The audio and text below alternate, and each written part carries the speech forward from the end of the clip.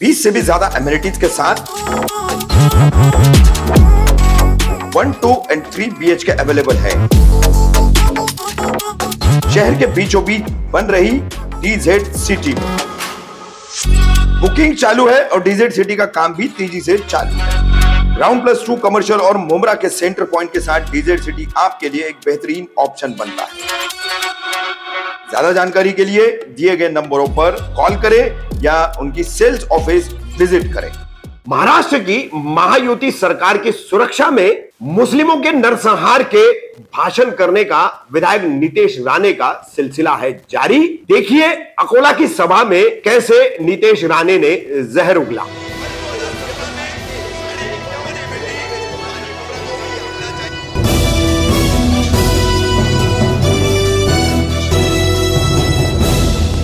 रफीक कामदार Hindustani reporter में आपका स्वागत है।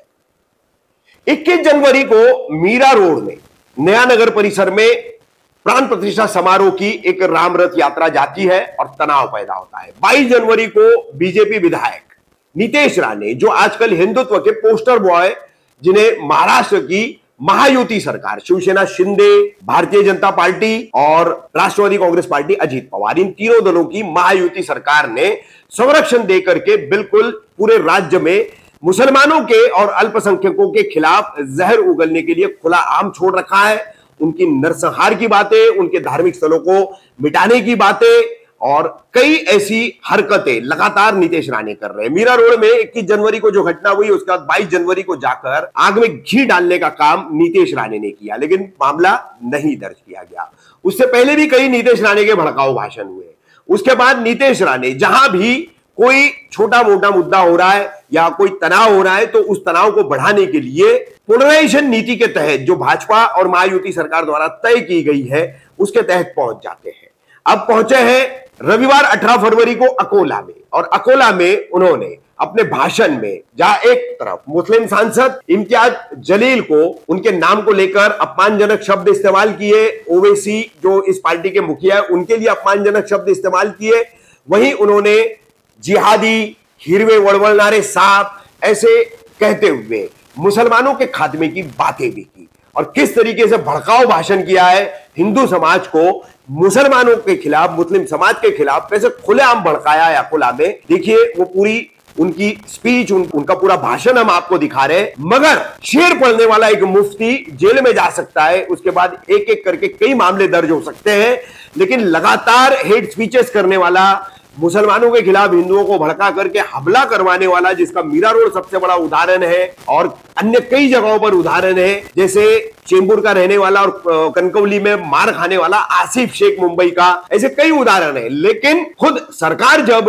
अपने एक बीजेपी के विधायक नीतेश राणे को इस तरीके की सुरक्षा दे रही है, तो कार्रवाई की उम्मीद किससे कर सकते हैं? क्या जयंती झालेली आहे, हे जे काय हिरवे साप वळवळायला लागले, त्या हिरव्या सापांना कळलं पाहिजे की माझा हा भारत देश हा एक हिंदू राष्ट्र आहे।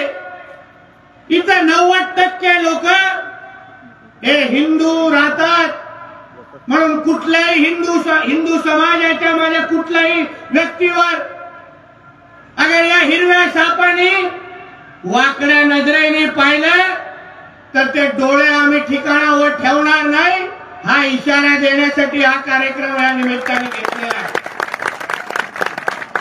मला इकडच्या पोलीस बांधवांनी माझ्या काही सहकार्याने सांगितलं की त्या MIMच्या कोणतरी कार्टा तुमच्या इथे आलेला आहे। आता ज्याच्या नावामध्ये जलील असेल त्याला अजून जलील करून काही फायदा नाही। त्याच्या आई बापांनी त्याचं नावच जलील ठेवलेलं आहे, त्याची काय अजून मारू मी। पण तो ज्या उद्दिष्टाने इथे आलाय बांधवांनो, हे लक्षात ठेवा, हिंदू समाजाची लोकसंख्या कमी करायची, हिंदू समाजाला इथून पलायन करायचं आणि इथे इस्लाम राष्ट्र तयार करण्याचं काम हे कार्टे येऊन या पक्षाच्या नावाने करतायत। तुम्ही सांगा तुमच्या अकोल्यामध्ये ज्या काही घटना माझ्या समोर आज नजरेसमोर आहेत, त्या घटना ऐकल्यानंतर मला रात्रीची झोप माझी उडाली. मला आश्चर्य वाटतं, ह्या घटना तुमच्या अकोल्यामध्ये होतात आणि आपण हिंदू समाज म्हणून आपण याबद्दल काहीच करत नाही. चुकून अगर ह्यांच्या धर्माबद्दल, ह्यांच्या उपरवाल्याबद्दल, ह्यांच्या कुठल्याही धार्मिक स्थळाबद्दल तुम्ही सगळ्या जणांनी वाकड्या नजरेने पाहिलं असतं, तुम्हाला या लोकांनी जिवंत ठेवलं नसतं. एवढी ताकद हे लोक आपल्या विरुद्ध उभं करतायत. तुम्ही सांगा मला, इथे त्या होमिओपॅथिक कॉलेजमध्ये काय झालं? अफजलखानाचा वध दाखवण्याचा एक नाटक आपल्या विद्यार्थ्यांनी रचलं. अफजलखानाचा वध आमच्या राजांनी कसा केला, ह्या प्रत्येक पिढीला अभिमानाची गोष्ट आहे. त्या अफजलचा कोटडा काढून हिंदवी स्वराज्याला अजून भक्कम करण्याचं काम आमच्या छत्रपती शिवरायांनी केला आणि त्याबद्दल आमच्या प्रत्येकाला सार्थ अभिमान आहे. आणि हा त्या नाटकामध्ये तो वध करण्याचा सीन आमच्या मुलांनी दाखवला. म्हणून काही तिकडचे हिरवे जिहादी लोक वळवळले, प्रशासनाला जाऊन सांगितलं हे काढून टाका आणि त्याला माफी मागायला सांगा. मला आश्चर्य वाटतो, आपण शिवरायांचे स्वतःला मावळे म्हणतो ना. अहो, ज्या मातीमध्ये, ज्या महाराष्ट्रामधून हिंदवी स्वराज्याची स्थापना केली, जिथे मुघलांचा, त्या औरंगजेबाचा आणि अन्य ह्या मुघल बादशाहांचा आम्ही हिंदूंच्या मागे उभी केलेली आहे, अशी ताकद उभी केलेली आहे. काय आश्चर्य वाटतो, तुम्ही विचार करा. महाराजांचा पुतळा बसवण्याचा विरोध करायचा अकोला महापालिकेमध्ये काही दिवसापूर्वी बारशी टाकलीत कुठेतरी आहे.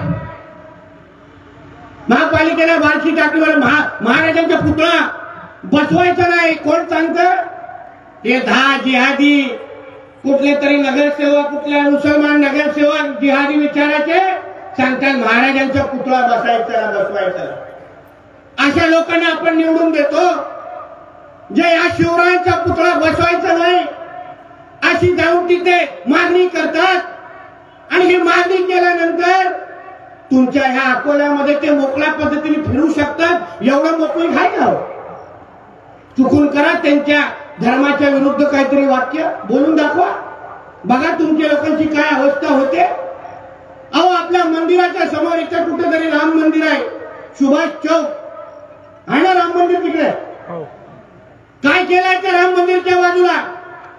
मटनचं दुकान आणि बीफचं दुकान उघडलेलं आहे. चालेल का दर्ग्याच्या समोर आम्ही जाऊन धिंगाणा घातला? चालेल का? पोलीस प्रशासनाला सांगेल किंवा संबंधित प्रशासनाला सांगेल, वेळेत तिकडची ती दुकानं निघाली पाहिजे, नाहीतर उद्या त्यांच्या धर्मस्थळांच्या बाजूला जाऊन आम्ही काही कार्यक्रम केला, मग ती आमची चूक होणार नाही. हे सुरुवात अगर ते करत असतील तर त्याचे शेवट करायसाठी हिंदू समाज समर्थ आहे असा संदेश त्यांच्यामध्ये तुम्ही लोकांनी दिला पाहिजे. तुम्ही जोपर्यंत पेटत नाही, स्वतःच्या पायावर उभं राहत नाही, का लागतो तुम्हाला नितेश राणे आणि हे महाराज येऊन तुमच्यामध्ये जागरूकता आणण्यासाठी? का लागतंय? तुम्ही तुमच्या समाजासाठी उभं राहिलात. अहो, का मानतो आपण या राजाला? तुम्ही विचार करा. छत्रपती शिवरायांचं नाव घेतल्यानंतर अंगामध्ये 10 हत्तीचं बळ येतं. हा लहान मुलगा बोलून गेला की नाही? अहो, शिवरायांच्या या भूमीमध्ये ज्या शिवरायांनी त्या औरंगजेबाला मोजलं नाही, ज्या अफजल खानाचा कोटळा काढला, त्या शिवरायांच्या भूमीमध्ये, स्वराज्यामध्ये तुम्ही या मुघलांच्या वंशाळ्याच्या हिरव्या सापांचं का सहन करतात हे मला आज पण कळलं नाही. म्हणून ह्या निमित्ताने तुम्हाला सांग, काय लोकांना जोर दाखवायचा ना, काय सभा घ्यायचे, भाषण करायचे, त्या ओवैसीची काय काठी एवढीचे वळवळ करायचंय, काय करायचं तर करा. तो ओवैसी सभागृहामध्ये साला बोलतो की बाबरी मस्जिद जिंदाबाद, त्याला सांगतो की इथे मध्ये येऊन बाबरी मस्जिद जिंदाबाद बोलून दाखव ना, तुझ्या तंगड्याकडून तुला परत हैदराबादला पाठवलं ना, नावाचा नितेश राणे, नावाचा नितेश राणे काय सांगतो सभागृहामध्ये, एवढं पोलीस फाटा येऊन काय सांगतो वरायचं मध्ये, आणि बघू तुझ्या किती चालू नंतर अशी हिंमत हिंदू समाज म्हणून आपल्यामध्ये असली पाहिजे बांधवांनो. हे सरकार आणि आम्ही सगळेजण तुमच्या बरोबर आहोत. एकदा तुम्ही आजमावून बघा, काय ताकद तुमच्या मागे उभी करायची असेल, जाऊन मालेगावला बघा, जाऊन सोलापूरला बघा, जाऊन नगरला बघा, तिकडचा हिंदू समाज आज उभा राहायला लागलेला आहे, पायावर ताकदीने उभा राहिलेला आहे. आता सहन करत नाही.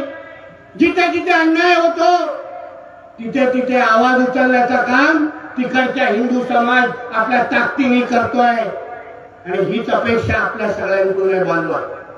तुम्ही आज जे मी तुम्हाला शिवजयंतीच्या निमित्ताने आलोय ते तुम्हाला हा संदेश देण्यासाठी आलो.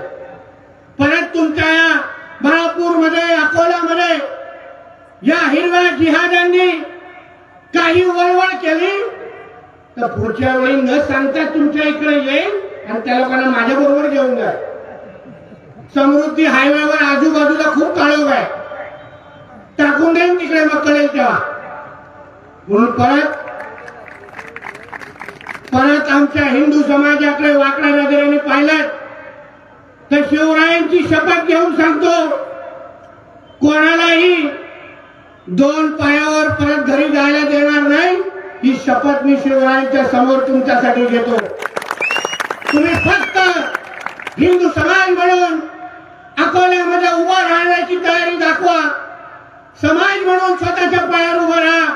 पुढची ताकद देण्याचं काम आम्ही सगळेजण तुमच्या बाजूने उभी करू, एवढा विश्वास तुम्हाला आजच्या निमित्ताने देतो.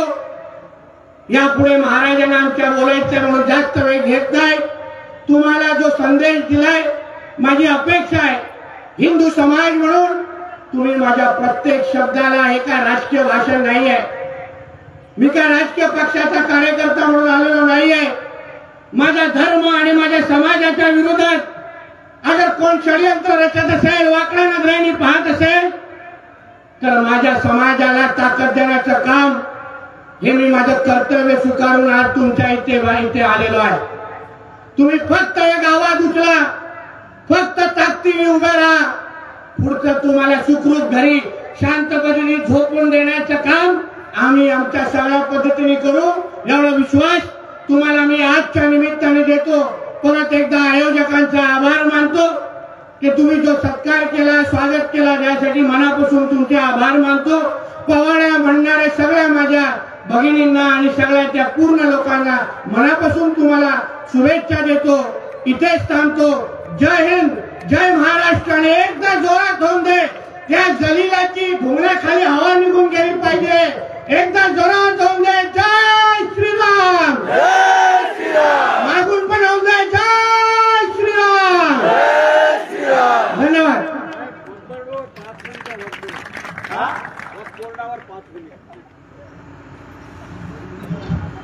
वक्फ बोर्डचा जर तुम्ही जो विषय काढला तो त्या लँड जिहाद मध्ये देतात. लँड जिहाद चं दुसरं नाव आहे हे वक्फ बोर्ड. अहो, वक्फ बोर्ड नावाचा कायदा हा कुठलाही इस्लाम राष्ट्रामध्ये पण नाहीये. तुम्ही विचार करा, जाऊन विचारा. तो जेव्हा वक्फ बोर्डचा अधिकारी तुमच्या घराच्या बाहेर येईल त्याला विचारा, त्या भाडखावला, अरे तुझ्या कायद्याबद्दल जे बोलतोयस ना, तो कायदा तुझ्या पाकिस्तानमध्ये तरी आहे का? जे जे इस्लाम राष्ट्र आहे तिथे तरी आहे का? मग त्या इस्लाम राष्ट्रामध्ये तो कायदा नाहीये ना, आम्ही इथे का तो सहन करायचा? जो कायदा हिंदूंवर अन्याय करण्यासाठी बनवला असेल, जो कायदा हिंदूंची लोकसंख्या कमी करण्यासाठी बनवला असेल, त्या कायद्याला मानण्याची काही गरज नाही बांधवानो. सोलापूरमध्ये हे लोकांनी अशीच वक्फ बोर्डच्या नावाने मस्ती केली. आम्ही तिथे जाऊन भेट दिली. त्याच्यानंतर आमच्या हिंदू बांधवांचं पाण्याची कनेक्शन कापून टाकली या कार्ट्याने. आम्ही अशी ताकद आमची दाखवली ना, 48 तासामध्ये परत स्वतः येऊन नळ लावण्याचं काम त्या लोकांनी परत करून गेलेलं आहे. 48 तासामध्ये. म्हणून हे वक्फ बोर्ड नावाचं नाटक तुम्हाला मी विश्वास देतो, या देशामध्ये नरेंद्र मोदी साहेबांचा सारखा एक हिंदुत्ववादी विचाराचा नेता या देशाचं नेतृत्व करतोय, आमच्या हिंदू राष्ट्राचं नेतृत्व करतोय. येणाऱ्या दिवसामध्ये जसा 370 कायदा हटवून टाकला तसा एक दिवस तुम्हाला गोड बातमी भेटेल की हा वक्फ बोर्डचा कायदा रद्द झालेला आहे आणि सगळीची सगळी आपली हक्काची जमीन, सगळीची सगळी हक्काची जमीन तुम्हाला परत भेटलेली आहे. कुठेही या वक्फच्या अधिकाऱ्याने तुम्हाला कुठेही त्रास दिला तर आम्हाला फक्त एक संपर्क करा. त्या अधिकाऱ्याचा काय कार्यक्रम करायचा आहे ना हे तुम्ही माझ्यावर सोडून द्या, मी बघून घेईन त्याला. कारण तो कायदा मुळामध्ये हिंदू विरोधी असेल, त्या कायद्याला मानण्याची आपल्याला काही गरज नाही. हे पाहिजे तिकडे वक्फ बोर्डचा अगर बोर्ड लावून आपल्या हक्काची जमीन, आपल्या हक्काचं घर घेऊन जात असतील, त्या कायद्याला, ज्या कायद्याला काय मान्यताच नाही, आमचं केंद्र सरकार ते कायदा रद्द करण्याच्या मार्गावर असं मी ऐकलंय. म्हणून तुम्ही फक्त जिथे जिथे अन्याय होत असेल त्या अन्यायाच्या वेळी फक्त आम्हाला संपर्क करा. तुम्हाला तुमच्या जमिनी आणि घर परत देण्याची जबाबदारी हे आमच्यासारख्या हिंदुत्ववादी कार्यकर्त्यांची असेल, एवढा विश्वास तुम्हाला आजच्या निमित्ताने